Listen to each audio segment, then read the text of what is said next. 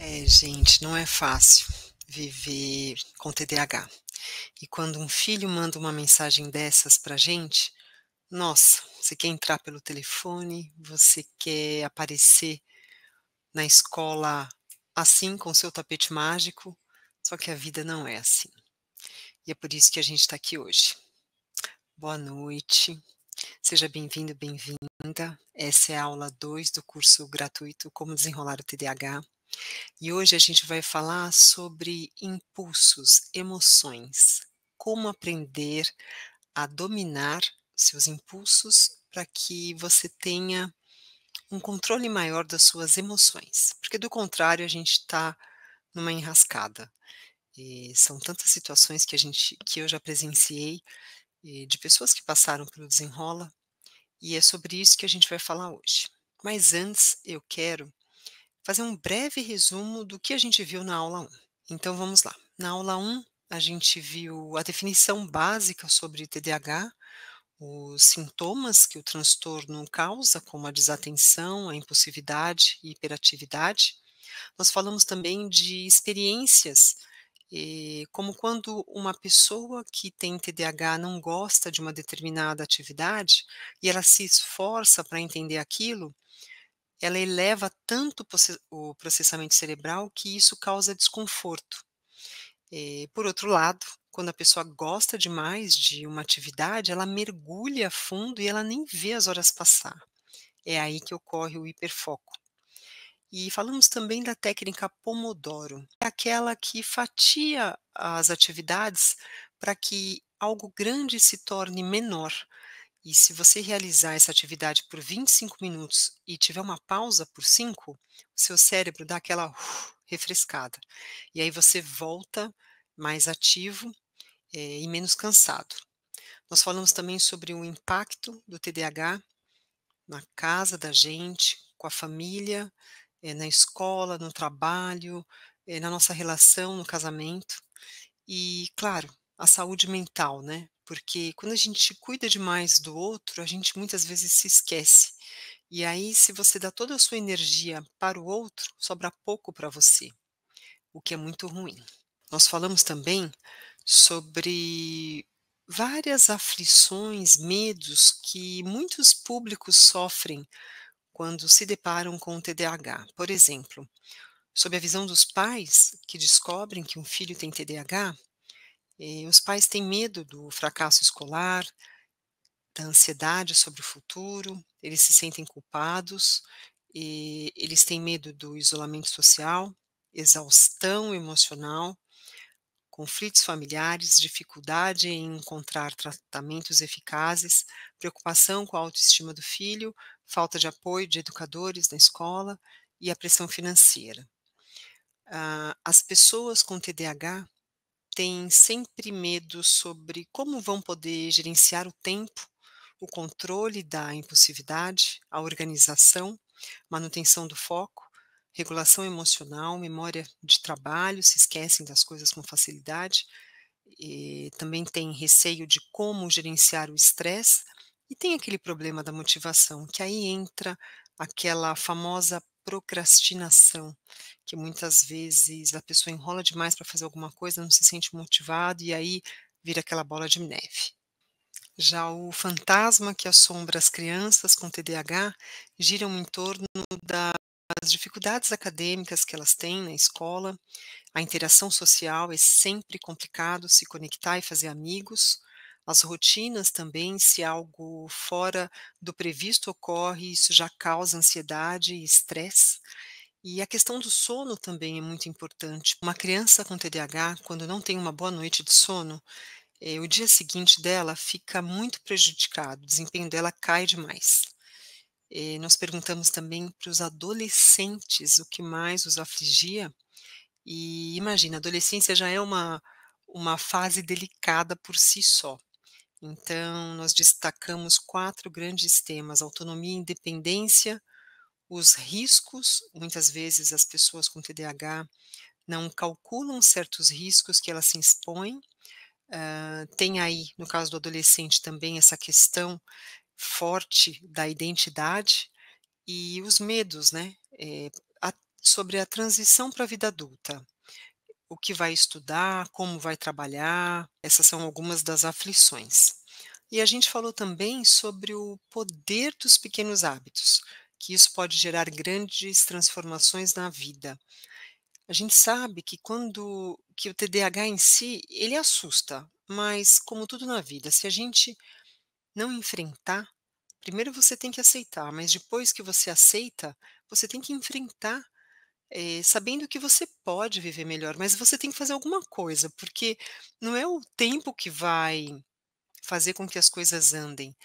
De fato, você tendo consciência da situação como um todo, daquilo que não está legal, daquilo que é aceitável, muitas coisas que não são, e aí você conversar diretamente, olho no olho, com seu filho, com seu marido, com a pessoa que tem TDAH e dizer, e aí compartilhar a responsabilidade, né?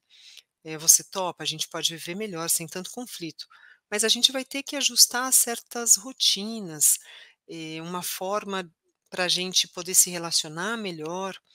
E aí, dentro disso, se as duas partes entram nesse consenso, aí não tem como. Vocês vão conseguir superar, que é o que a gente mais quer. Porque quem vive com TDAH sem ter um plano multidisciplinar, vive de uma forma muito desordenada. E isso causa tanto estresse que eu falo por mim mesma, porque lá atrás, em 2009, antes, quando a gente descobriu, né, que a minha filha tinha, o mundo era muito, tinha muitas nuances de cinza, era tudo muito incerto, mas era muito tudo era muito doloroso. E se a gente puder evitar a dor e ter mais momentos de harmonia, é lucro para todo mundo.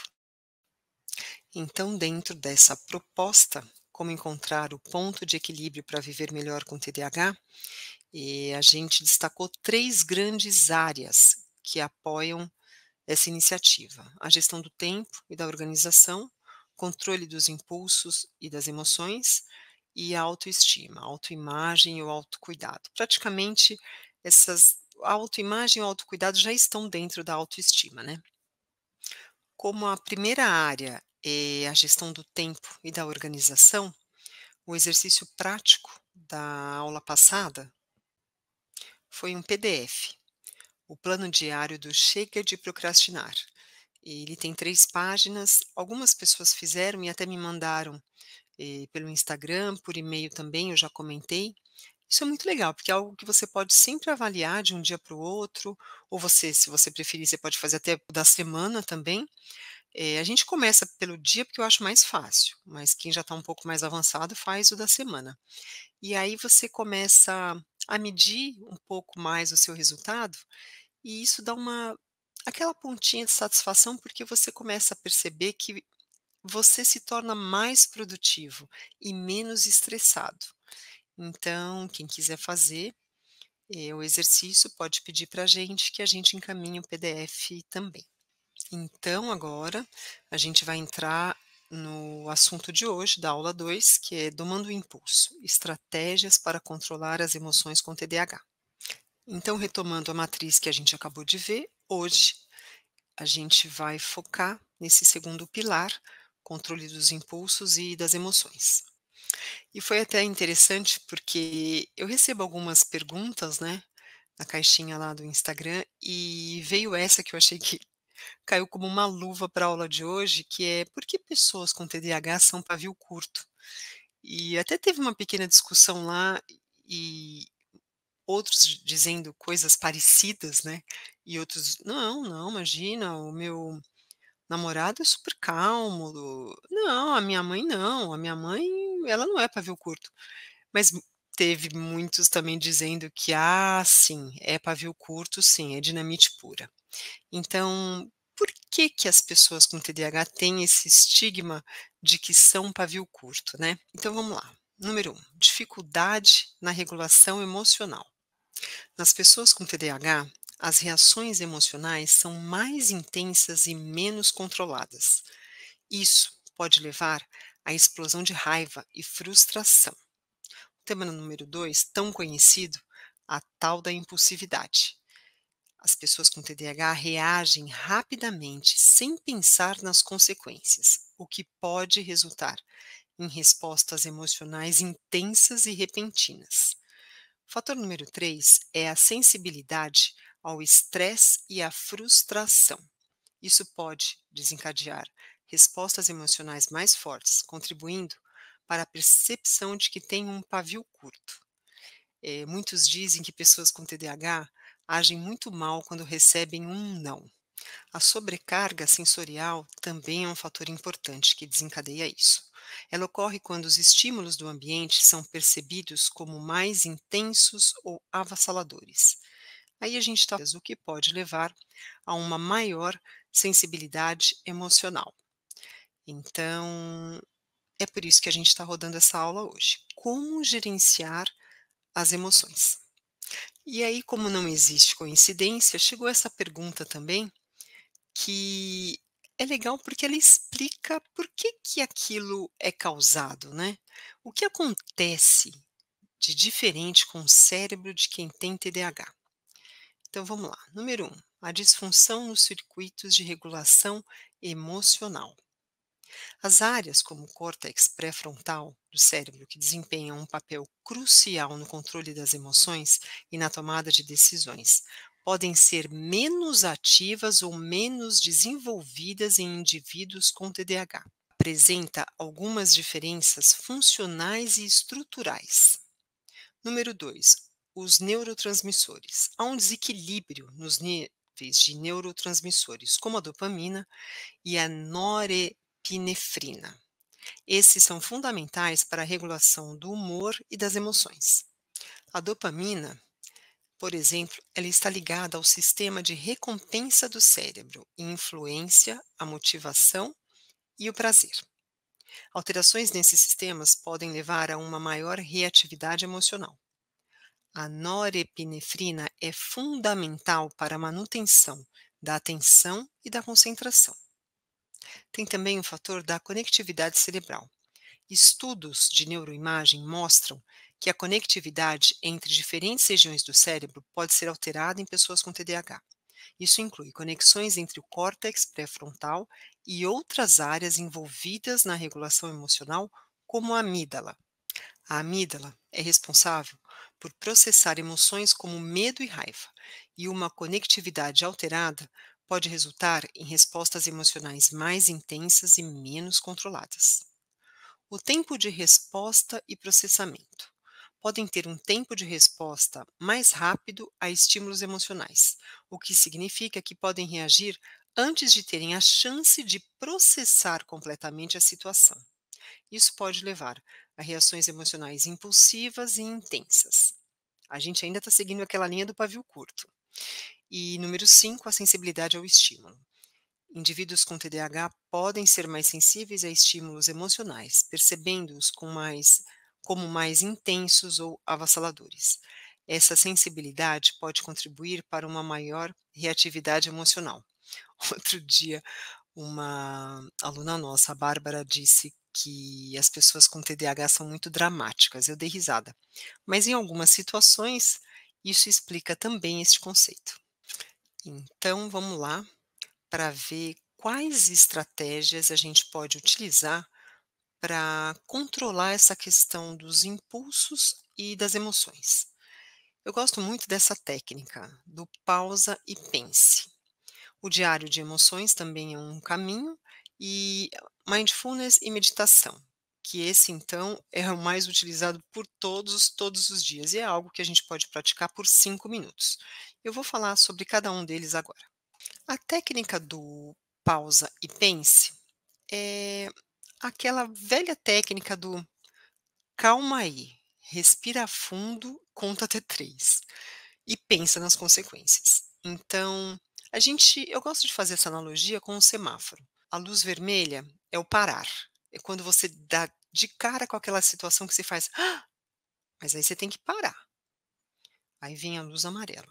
Pensa em como você pode responder aquilo da melhor forma possível. e que depois você não se arrependa daquilo que você vai fazer. Diante desta certeza, aí sim é a luz verde, é o agir. Você pode ir e dar sua resposta para aquela situação.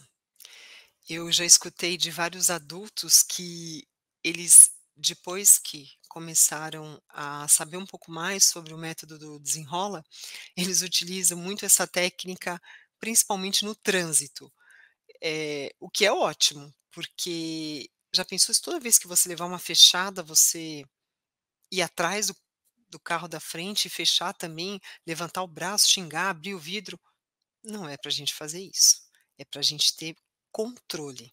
O diário das emoções é um caminho bem bacana também, porque é uma forma que você tem de registrar as emoções diárias para identificar padrões e gatilhos emocionais. Você pode fazer um caderno no seu próprio celular, eh, algum tipo de anotação de certas situações que você percebe que tem um impacto direto, naquelas emoções mais profundas, na tristeza, na raiva, até na alegria, nas emoções positivas e negativas. E com isso você começa a fazer um raio-x sobre certas situações, de como evitar certas coisas para que você não fique tão desgastado emocionalmente. E aí a gente tem até, eu vou dar mais para frente, mas a gente já tem um PDF de 2 páginas que te ensina esse exercício. É bem bacana.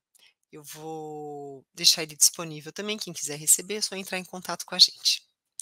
O caminho número 3, a estratégia número 3, fala sobre mindfulness e meditação. E isso está super na moda, para tudo. O que é muito bom, porque de fato tem muitos benefícios. Então, ela pode ser feita em poucos minutos por dia para aumentar a consciência emocional. E aí, tem várias alternativas. Eu vou começar falando um pouco sobre aquilo que a gente gosta de fazer com as crianças, tá? Então, a técnica número 1 é a respiração de balão. Você pede para a criança imaginar que ela tem um balão dentro da barriga. Quando ela inspira pelo nariz, o balão enche de ar. Quando ela expira pela boca, o balão esvazia. Você faz isso lentamente por alguns minutos e se concentra na sensação da respiração. Isso ajuda a acalmar a mente e a focar no momento presente. A técnica número 2 é a atenção plena ao comer. Você dá à criança um pequeno pedaço de fruta, uma uva, uma fatia de maçã. Pede para ela observar a textura, a cor, o cheiro antes de comer. Depois você pede para ela mastigar devagar, prestando atenção ao sabor e à sensação dentro da boca. Essa técnica ensina a apreciar o momento.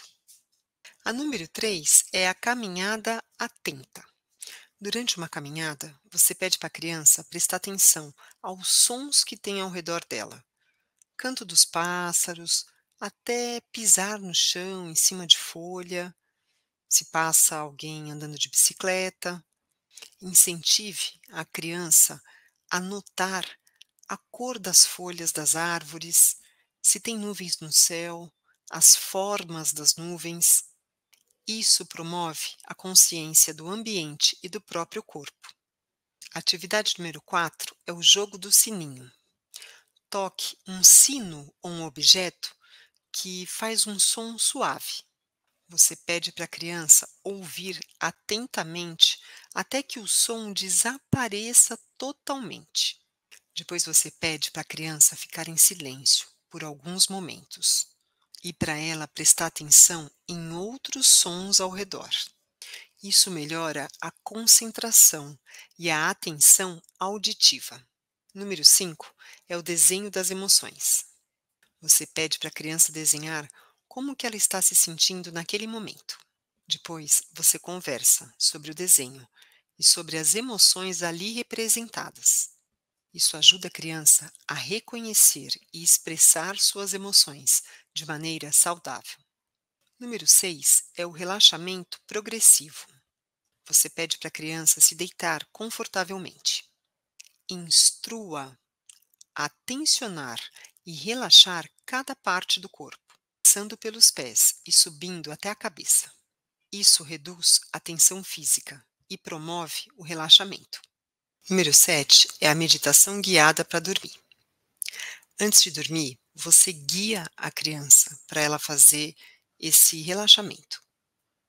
Você pede para ela relaxar cada parte do corpo, começando pela cabeça e descendo até a ponta dos pés.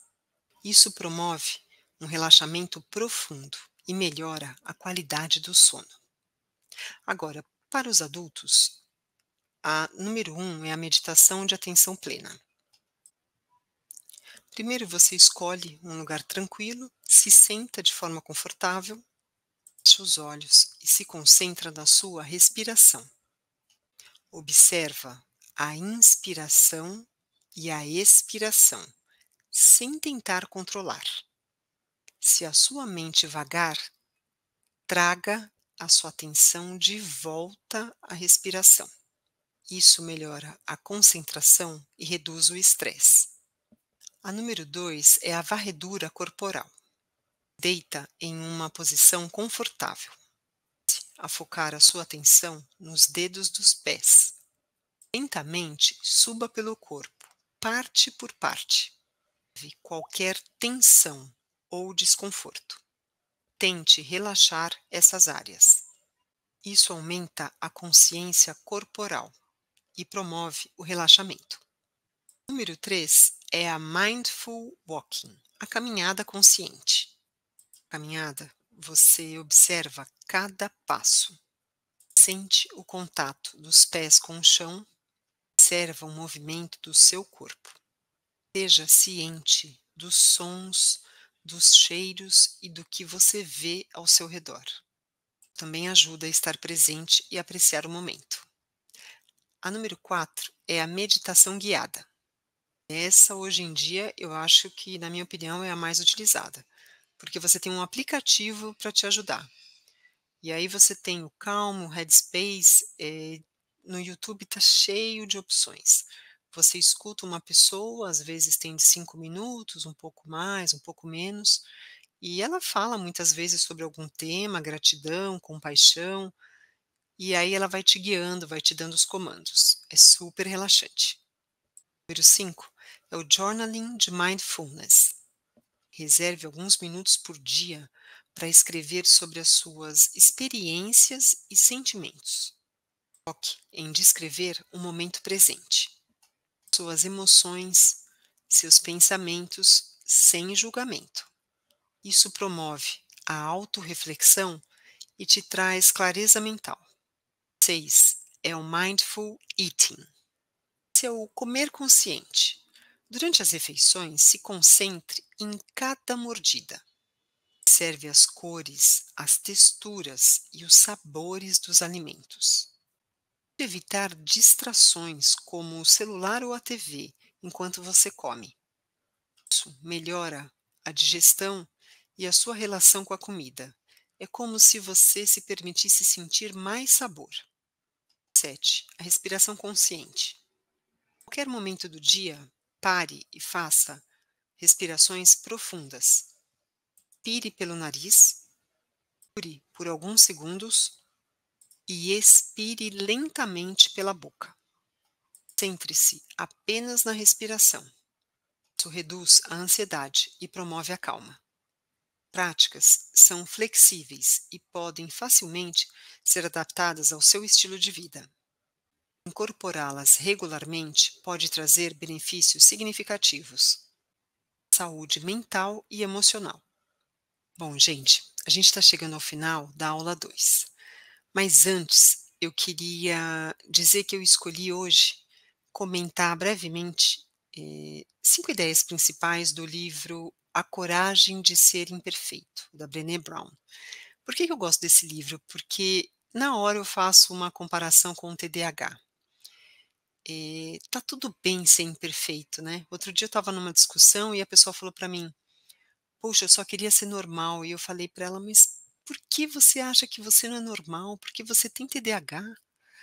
"É, eu não sou perfeito". Eu falei: "Mas está tudo bem ser imperfeito". E é sobre esse olhar que eu queria falar agora. Por que eu gosto tanto de trazer isso para o TDAH? O tópico número 1, de destaque, fala sobre a vulnerabilidade como fonte de coragem. A autora diz que a vulnerabilidade não é uma fraqueza, sim uma demonstração de coragem. Quando a gente se permite ser vulnerável, a gente se permite ser autêntico. Com isso, a gente faz conexões mais profundas com outras pessoas. Vulnerabilidade é essencial para a criatividade, para a inovação e para a mudança. O tema número 2 fala sobre a importância de ser autêntico. A gente é autêntico, a gente aceita quem a gente é. Com isso, a gente está aceitando todas as nossas imperfeições. Claro que é uma escolha diária, mas é como se a gente abraçasse a nossa verdadeira identidade. Sim, a gente aprende a viver de forma mais plena e mais significativa. O tema número 3 fala sobre a vergonha e a resiliência. A autora aqui nos diz que a vergonha nos impede de ser vulnerável e autêntico. Por isso que é tão importante a gente desenvolver estratégias para ter resiliência à vergonha. Pode fazer isso cultivando a empatia e a autoaceitação. Conhecer e enfrentar a vergonha é crucial para o crescimento pessoal. 4. É o poder da conexão. Ações genuínas com os outros é algo fundamental para uma vida plena. Vulnerabilidade é essencial, é a chave para a gente construir relacionamentos genuínos. Mas isso nos permite que a gente se conecte de forma autêntica e empática. A ideia número 5, para fechar, fala sobre a prática da gratidão e da alegria. Cultivar a gratidão e a alegria é essencial para viver de forma corajosa e autêntica. A prática regular da gratidão nos ajuda a reconhecer, valorizar as bênçãos, as realizações nas nossas vidas. Isso promove um senso de contentamento e bem-estar. Por isso que eu defendo que é tão importante a gente abraçar a nossa imperfeição e a gente assumir que tem TDAH e que está tudo bem, porque dá para a gente viver bem melhor com TDAH se a gente tiver um plano de ação que seja a cara da gente. Dá para a gente viver melhor com TDAH, apesar de todos os desafios. E agora, eu vou resumir rapidinho o que a gente viu na aula de hoje. Nós falamos sobre as estratégias para controlar as emoções com TDAH. Começamos respondendo a pergunta por que pessoas com TDAH são pavio curto. Pela dificuldade na regulação emocional, impulsividade, sensibilidade ao estresse e à frustração, sobrecarga sensorial e experiências passadas. O que de fato acontece com o cérebro TDAH que o faz diferente de um cérebro que não é TDAH? É a disfunção nos circuitos de regulação emocional, os neurotransmissores como a dopamina, a descompensação dos neurotransmissores, a dopamina e a norepinefrina, a conectividade cerebral, tempo de resposta e processamento, sensibilidade ao estímulo. E sobre as estratégias de como a gente melhorar esse cenário todo, a técnica do pausa e pense, lembrando do semáforo, o diário das emoções e as várias técnicas dentro do tema meditação e mindfulness. O exercício prático fala sobre o diário das emoções, é um PDF de 2 páginas, quem quiser pode pedir para que a gente fornece.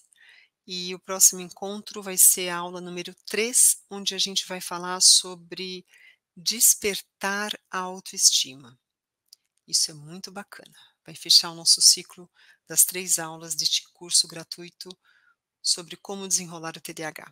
Eu te vejo na próxima aula. Se tiver alguma dúvida, algum comentário, fica à vontade para falar comigo nas redes sociais e nesse WhatsApp que tem o QR Code na tela. Obrigada pela sua atenção. Até mais.